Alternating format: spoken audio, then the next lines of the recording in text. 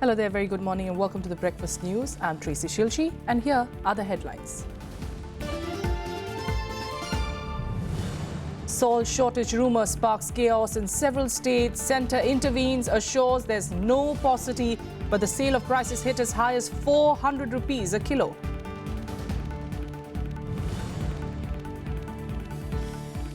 "72 hours extension for the use of all 500 and 1,000 rupee notes to pay utility bills, fuel charges and railway tickets.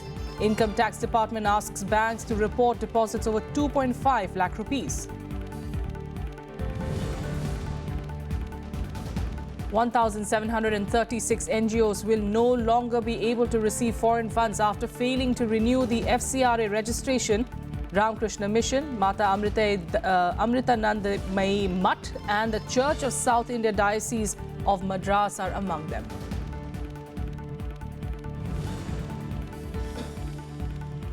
India and Japan signed long-pending civil nuclear deal. Two countries also call for peaceful solution of territorial disputes in South China Sea, say no one should resort to threat or use of force. And Islamic State group fighters reportedly kill and hang over 60 people this week after alleging that they were collaborating with Iraqi troops in Mosul. The long-pending civil nuclear deal between India and Japan has been signed. Prime Minister Narendra Modi and his Japanese counterpart Shinzo Abe witnessed the signing of the crucial deal, negotiations for which have been going on for the past 6 years. The two countries had reached a broad agreement last December during Abe's visit to India, but Japan saw strong political resistance to the deal, especially after the 2011 disaster at the Fukushima nuclear power plant. India and Japan signed the landmark civil nuclear deal on Friday after summit-level talks between Prime Minister Narendra Modi and his counterpart Shinzo Abe. The deal that comes after 6 years of negotiations will allow Japan to export nuclear technology to India, making it the first non-NPT signatory to have such a deal with Tokyo. Today's signing of the agreement for cooperation in peaceful use of nuclear energy marks a historic step in our engagement to build a clean energy partnership. Our cooperation in this field will help us combat the challenge of climate change. I also acknowledge the special significance that such an agreement has for Japan. I thank Prime Minister Abe, the Japanese government and the Parliament for the support to this agreement. この協定は原子力の平和的利用についてインドが責任ある行動を取ることを確保する法的な枠組みであり、NPT を締結していないインドを国際的な不拡散体制に実質的に参加させることにつながります。10 other pacts were also signed between both countries in areas of trade and investment, skill and infrastructure development, agriculture and food industries, marine and earth sciences, and cooperation in sports and cultural exchange. I think the missing piece, in a way, was the skills element. If you look whether we actually have the trained human resources really to take all of this forward. So one very big outcome of today's discussion was a very important skills program, what is called the Manufacturing Skill Transfer Promotion Program, which would train 30,000 persons over the next 10 years in Japanese-style manufacturing skills. Earlier, both Prime Ministers held wide-ranging talks on ways to enhance ties in a broad range of areas. Terrorism remained the main agenda of discussion. At democracies, we support openness, transparency, and the rule of law. We are also united in our resolve to combat the menace of terrorism, especially cross-border terrorism. India and Japan also sought a peaceful solution to the territorial disputes in the strategic South China Sea. The two sides said that parties involved in the matter must not resort to threat or use of force. On the ambitious Bulletin project, the groundbreaking ceremony will be held in 2017. Consultancy work will start next month and construction will commence by the end of 2018. Prime Minister Modi also called on Japanese Emperor Akihito to discuss the common bonds between India and Japan and also the future of Asia. Modi once again invited Japanese companies to invest in India, saying that substantial finances are needed for a country's development. He assured them that reforms are underway to make India the world's most open economy. Creating an enabling environment for business and attracting investments remains my top priority. Stable, predictable, and transparent regulations are redefining the nature of doing business in India. E-governance is no longer just a fancy buzzword, but a basic facility. Prime Minister also referred to the progress on the GST regime, emphasizing that his government is pursuing a new direction of economic reforms. In line with the government's ease of doing business policy, India has already given visa on arrival facilities to all Japanese visitors and 10 years visa to Japanese businessmen. With inputs from Akhilesh Suman, Bureau Report, Rajya Sabha TV. And now, continuing our focus on the aftermath of the demonetization move, the government has extended the use of old 500,000 rupee notes for paying public utility bills by another 72 hours. This after thousands of people stood for hours outside ATMs which reopened on Friday. Many places were clearly not equipped to deal with the rush as the ATMs failed to work in several cities. The RBI once again reassured the public that there was enough cash to meet requirements. The centre has extended the use of old defunct 500 and 1000 rupee notes for paying household utility bills, fuel, taxes, fees purchased from cooperative stores by another 72 hours. Now that can be done till November 14th. The railway has also extended the use of old currency notes for ticketing, on-board catering and refund of tickets by another 72 hours. The decision came after the rush at banks and ATMs on Friday. Besides, court fees will also be allowed to be paid in old 500 and 1000 rupee notes. The suspension of toll on national highways has been extended till November 14th midnight to ensure smooth traffic. Reports of several ATMs being shut or having no cash to dispense trickled in from several cities on Friday. However, to ease things a little, banks have waived the surcharge of using ATMs of different banks for now. ATMs are not working, we don't have cash and it's very hard for us. पता नहीं अभी कितना वक्त और लगता है यहाँ पर जो है उधर ऑफिस से फ़ोन आ रहे हैं कि भाई तुम कहाँ हो या करेंसी भी चेंज करानी है क्योंकि घर चलाना है और उधर ऑफिस में क्या नाम है गालियाँ खाने को मिलेंगी बॉस की जो है. Congress Vice President Rahul Gandhi joined a queue at an ATM in central Delhi. The crowd swelled as news of his presence spread. Gandhi said he was there to share the troubles of the common man. सरकार इनके लिए चलनी चाहिए, 15-20 लोगों के लिए नहीं चलनी चाहिए. अगर वो 15-20 लोग यहाँ नहीं खड़े हैं, उनको तो कोई कठिनाई नहीं हो रही ना, इनको कठिनाई हो रही है. यहाँ पे घंटों से लाइन में खड़े, मैं इनके साथ खड़े होना. Meanwhile, BJP President Amit Shah took a dig at rival parties and said that demonetization has exposed them. He also added that the move has made some political parties poorer. चुनाव में से काला धन बाहर हो जाएगा और देश की अर्थतंत्र में से काला धन बाहर हो जाएगा. इससे राजनीतिक दलों को क्या पीड़ा हो सकती है मेरी समझ में नहीं आ रहा. और जिस प्रकार का माहौल राजनीतिक दल बनाना चाहते हैं, मैं उनसे ये सवाल पूछना चाहता हूं कि आप काले धन के समर्थन में है या काले धन के खिलाफ है. मोदी सरकार ने जो कड़ा कदम उठाया है, इसकी आलोचना कर उन्होंने जनता को अपना असली चेहरा दिखा देने का काम किया है. The government also moved in quickly to plug loopholes, with the Income Tax Department asking banks to report all cash deposits exceeding 2.5 lakh rupees during the 50-day window.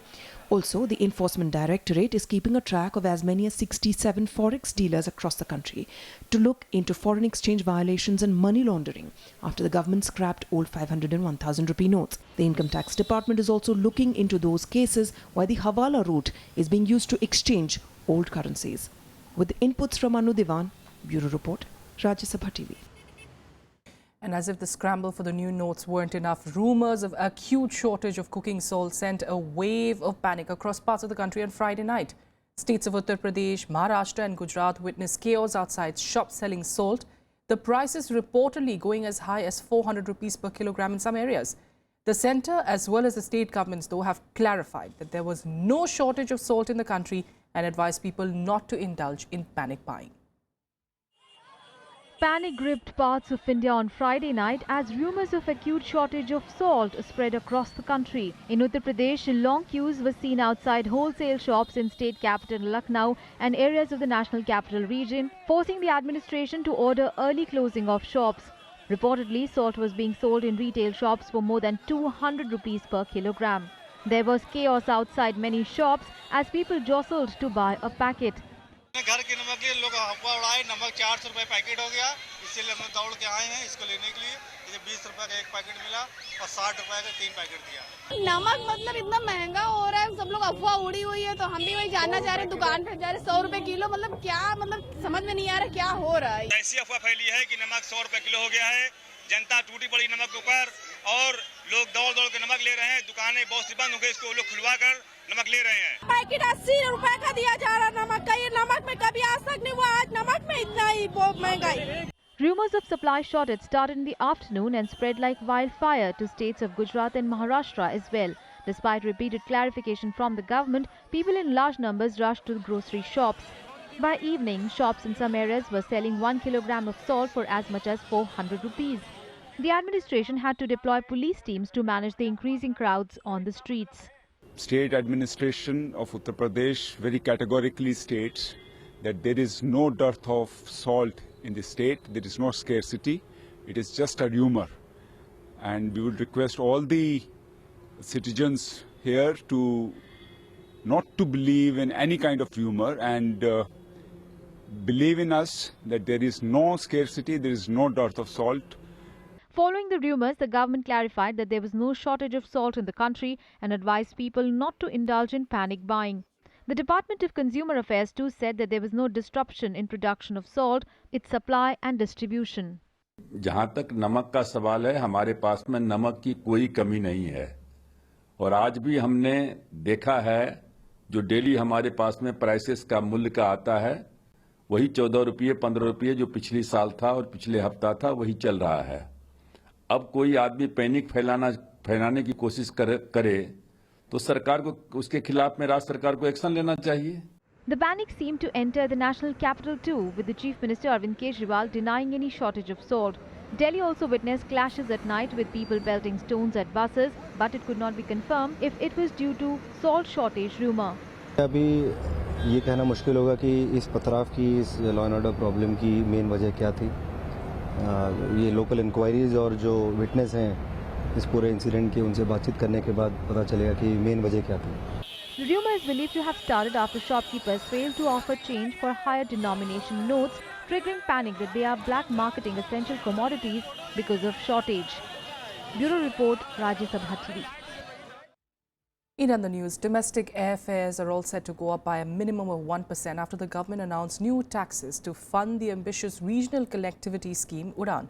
According to the Civil Aviation Secretary, taxes could go up to 8,500 rupees per flight, depending on the number of seats on that particular flight. The Aviation Ministry will impose a levy on every departure on major air routes including New Delhi, Mumbai, Chennai, Hyderabad, Bengaluru and Kolkata. Now for flights up to 1,000 kilometers, the levy will be 7,500 rupees. For flights between 1,000 to 1,500 kilometers will be 8,000 rupees, while for flights beyond 1,500 kilometers, the levy will be 8,500 rupees. Udan was launched last month, under which fares will be capped at 2,500 rupees for half the seats in 1-hour flights. Through its scheme, the government seeks to connect 22 airports in smaller cities to make flying more affordable for the masses. The levy will come into effect from December. जो major roots पर जो हवाई जहाज चलेंगे, उन major roots पर ये levy लगाई गई है, प्रति फ्लाइट के बेसिस पर, ये पर पैसेंजर बेसिस पर नहीं है। और उस लेवी से जो पैसा आएगा, वही पैसा हम उन यात्रियों को देंगे जो छोटे शहरों से उड़ना चाहेंगे 2,500 रुपए के टिकट पर। Now on to the latest on the Satluj-Yamuna link canal row. All the 42 Congress MLAs in the poll-bound state of Punjab resigned in protest against the Supreme Court rule in favour of neighbouring Haryana in the water-sharing dispute. The state government constituted a 3-member panel to explore legal remedies following the apex court ruling.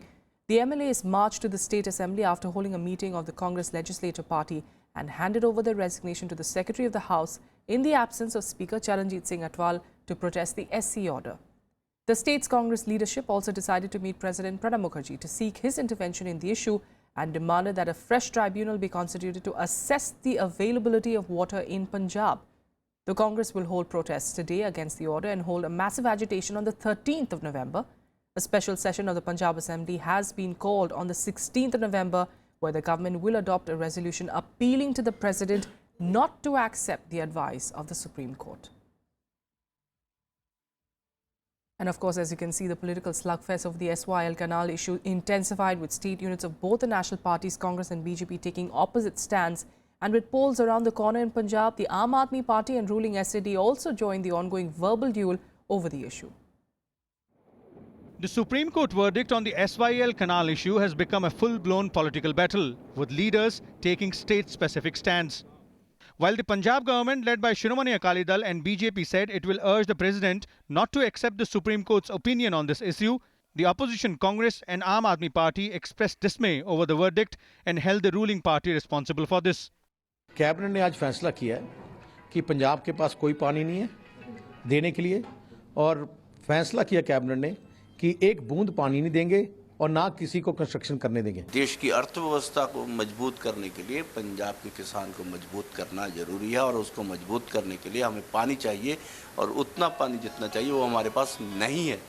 इसलिए हम किसी को भी पानी देने की समर्था में नहीं है। आज जैसे सारे एमएलए ये फैसला कर लिया है कि पंजाब ਦੇ ਕਾਂਗਰਸ ਦੇ ਸਾਰੇ ਐਮਐਲਏ ਕੱਲ ਨੂੰ ਸਵੇਰੇ 10 ਵਜੇ ਜਾ ਕੇ ਸਪੀਕਰ ਨੂੰ ਅਸਤੀਫਾ ਦੇਣਗੇ। ਅਜਿਹੀ ਸਰਕਾਰ ਬਾਦਲਾਂ ਦੀ ਜਿਸਨੇ ਪੰਜਾਬ ਦੇ ਨਾਲ ਧਰੋਹ ਕੀਤਾ, ਪੰਜਾਬ ਦੇ ਖਿਲਾਫ ਫੈਸਲਾ ਕਰਾਇਆ, ਐਸੀ ਮੰਗ ਕਰਦੇ ਹੈ ਕਿ ਮੁੱਖ ਮੰਤਰੀ ਅਸਤੀਫਾ ਦੇਣ, ਸਰਕਾਰ ਅਸਤੀਫਾ ਦੇਵੇ, क्योंकि ਇਹ पंजाब ਦੇ ਹਿੱਤਾਂ ਦੀ ਰਾਖੀ ਕਰਨ ਦੇ ਵਿੱਚ नाकामयाब रहे हैं। पंजाब के पास पानी नहीं है अपना, वो पताल में चला गया पानी, वहाँ से पानी निकाल रहे हैं, तो देंगे किसको? जब पानी देने को नहीं है तो फिर SYL किस लिए? However, state units of both the Congress and the BJP differed from their Punjab counterparts and welcomed the Supreme Court verdict. Extra पानी नहीं मांग रहे हैं, 3.5 MF हमारा है और इससे ज़्यादा पंजाब का है, उससे ज़्यादा राजस्थान का है, इसलिए सब स्टेट का उनका जो एग्रीमेंट के हिसाब से पानी लाना है उतना ही विषय है। फैसले का हम स्वागत करते हैं, और अब मैं उम्मीद करूंगा कि केंद्र सरकार हरियाणा के साथ न्याय करते हुए, फैसले का पालन करते हुए तुरंत SYL को पूरा करा के हरियाणा के हिस्से का पानी हरियाणा को दिलाने का काम करेगा। भारतीय जनता पार्टी की प्रदेश में भी, केंद्र में भी और पंजाब में भी उनकी सहयोगी सरकार है।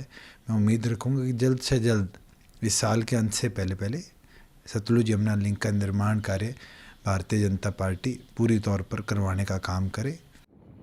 On Thursday, the Supreme Court termed the Punjab Termination of Agreements Act 2004 as unconstitutional, saying that Punjab could not have taken a unilateral decision to terminate the water sharing agreement with Haryana, Himachal Pradesh, Rajasthan, Jammu and Kashmir, Delhi and Chandigarh.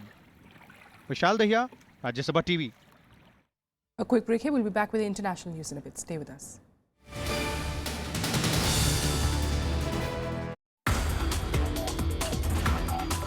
Many times in villages we don't have energy or electricity. Okay. So that electricity can be supplied through this solar power or solar power tree. Other than this, we have also a goal to go ahead with a zero waste management. When I say zero waste management means whatever you produce, somebody else is using that. Nothing is a waste. Watch Eureka with Dr. Harish Irani, Director CSIR CMERI Durgapur on Rajya Sabha Television.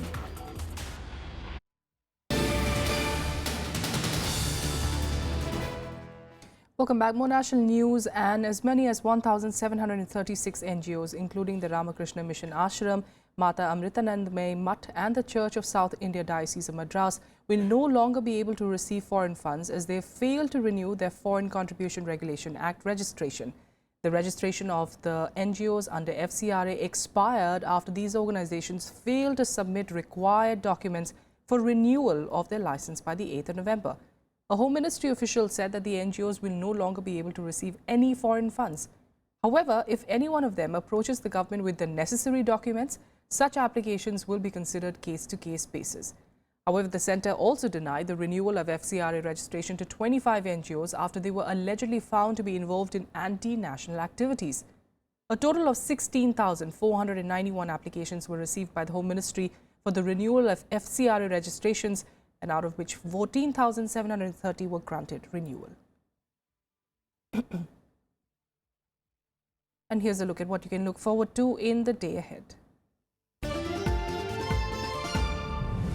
The two-day special meeting of the 48-member NSG will conclude today in Vienna.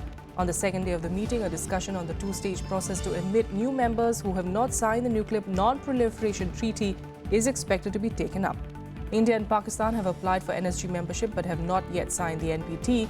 China is in close contact with relevant parties, including India, and have been having constructive dialogue and coordination on the issue. Aam Aadmi Party National Convener Arvind Kejriwal will launch the Youth Manifesto for Goa in the run-up to the State Assembly elections due early next year at a function at Porvarim near Panaji today. During its election campaign, party had taken initiatives like Goa Dialogues, Youth Dialogues, WhatsApp and other social media campaigns, besides holding direct meetings with youths from various colleges. Public Service Broadcasting Day will be observed today. A function will be organized on the premises of the All India Radio in New Delhi to mark the day. On the 12th of November 1947, the father of the nation, Mahatma Gandhi, visited the studio at the AIR in Delhi for the first and last time, and he addressed the displaced people who had temporarily settled at Kurukshetra in Haryana after partition. Looking forward to that, but now international news. And US President-elect Donald Trump has said that he was open to leaving intact key parts of President Barack Obama's healthcare bill. In an interview with Wall Street Journal on Friday, Trump appeared to compromise on his pledge to repeal and replace Obamacare. Trump told the Journal it was his hour-and-a-half meeting with Obama that had made him reconsider his calls for an all-out repeal of the Affordable Care Act 2010. During the election campaign, Trump had said that the government-run health insurance marketplace was a total disaster and a catastrophe. Trump's comments come amid a surge in applications to join the plan from Americans who fear that was about to be overturned. More than 100,000 applicants snapped up Obamacare health insurance on the day after Tuesday's election, this year's biggest sign-up. About 22 million Americans would be without insurance if the law was repealed. Yesterday was the highest or I guess I should say the best day of the open enrollment period thus far. Yesterday, more than 100,000 people selected plans at healthcare.gov. That's an indication of the intense demand for the kinds of insurance offerings that are available to people at healthcare.gov. So that's an indication of the success of the program when you consider the intense demand that people have for these services. India made a presentation on the water resources scenario in the country at the ongoing climate summit in Morocco, where deliberations were held on climate change adaptability. During the opening session of the climate change adaptation, preserving water resources, officials outlined the water resources scenario in India and made a presentation on the National Water Mission. Initiatives taken by the National Water Mission for adaptation and mitigation of impact of climate change on water resources in particular was discussed. Joint Secretary in the Ministry of Water Resources, Sanjay Kundu, elaborated on the role of people's participation in the Namami Gange program and said that the ministry was working in partnership with various central ministries, state governments and national and international organizations in this gigantic task. Meanwhile, in the second session of the day, officials gave a detailed presentation on various policies and schemes of the ministry on integrated farming systems, agroforestry, among others, and integration of various departmental activities like irrigation and agriculture. And here are more international news updates in World Wrap. United Nations said that the Islamic State shot dead 60 civilians in the Iraqi city of Mosul after accusing them of treason. Their bodies were then hung from electricity poles in several districts. A man was also reportedly shot dead in public in central Mosul for ignoring an IS ban on using mobile phones. Reports of atrocities by IS come as Iraqi security forces are continuing their push to take Mosul back from the IS. A former US ambassador to Russia says that he's been placed on the Kremlin's sanctions list and banned from entering the country. The ban on Michael McFaul is a tit-for-tat response to US visa bans for senior Russian officials. Michael McFaul said that the ban was because of his close affiliation with President Barack Obama.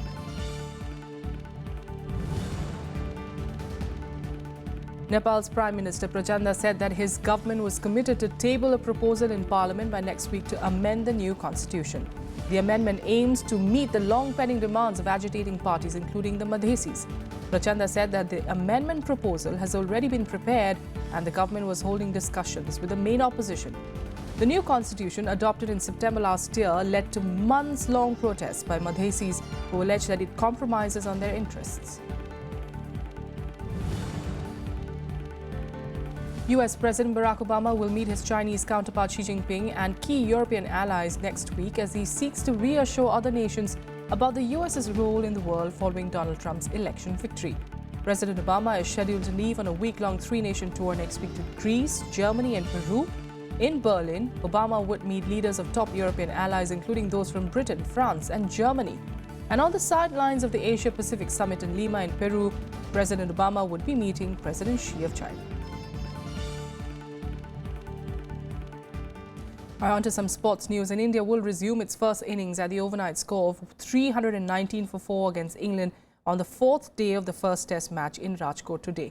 India ended day 3 with a strong reply to England's mammoth total after centuries from Murli Vijay and Cheteshwar Pujara. In fact, Pujara scored 124 runs while Vijay scored 126, and the hosts lost the wickets of Vijay and Amit Mishra just before stumps to give England a glimmer of hope. Murli Vijay ended his one-year wait for a ton as he broke the deadlock and scored his 7th ton to combine with Pujara and lead the hosts' fight back. For England, Stuart Broad, Zafar Ansari, Adil Rashid and all-rounder Ben Stokes claimed a wicket each. That's all we have for you on the Breakfast News for now. Have a great day.